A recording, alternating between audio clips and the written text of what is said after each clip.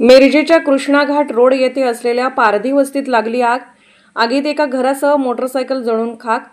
मिरज कृष्णा घाट रोडवर असलेल्या भीमनगर पारधी समाजाच्या झोपडपट्टीत एका घराला आग लागल्याची घटना घडली आहे।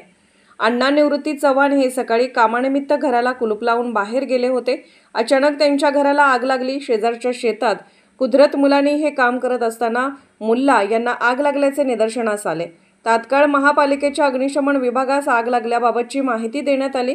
अग्निशमन विभागाने आगीवर नियंत्रण मिळवलं, मात्र या आगीमध्ये चव्हाण यांच्या घरातील संसारोपयोगी सर्व साहित्य जळून खाक झाले, तसेच त्यांची दुचाकी गाडी जळाली। सदर घटनास्थळी युवा नेते श्वेतपद्म कांबळे यांनी भेट दिली आणि दूरध्वनीवरून आमदार इद्रिस नायकवडी यांना माहिती दिली। पीडित कुटुंबाला सर्व मदत केली जाईल अशी माहिती युवा नेते श्वेतपद्म कांबळे यांनी दिली।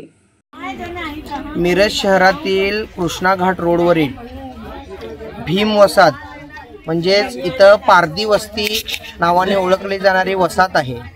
या ठिकाणी एका गरीब कुटुंबाच्या घराला गॅसच्या लिकेजमुळे आग लागली आणि त्या घरामध्ये एक मोटरसायकल, त्या घरामध्ये जे काही साहित्य होते ते सगळं जळून खाक झालेलं आहे। आत्ता या ठिकाणी अग्निशमक दलाला या लोकांच्या माध्यमातून फोन करून त्यांनी बोलवून आग विझवण्यामध्ये यश मिळालं आहे महापालिकेच्या टीमला व आपल्या इथल्या सर्व नागरिकांना।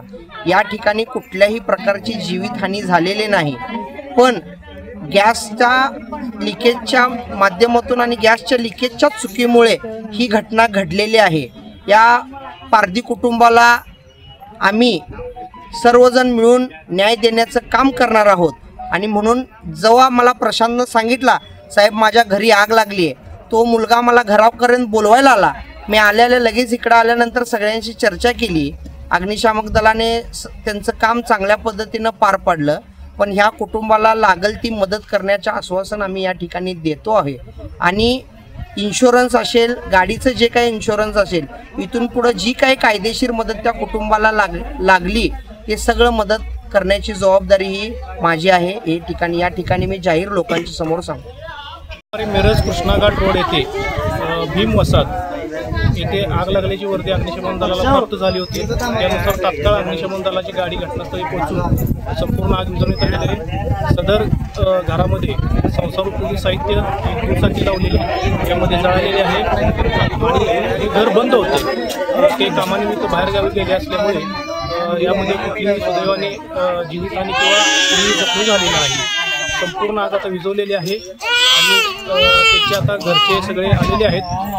त्यांनी याबद्दल सगळी पाहणी करून घेतलेली आहे।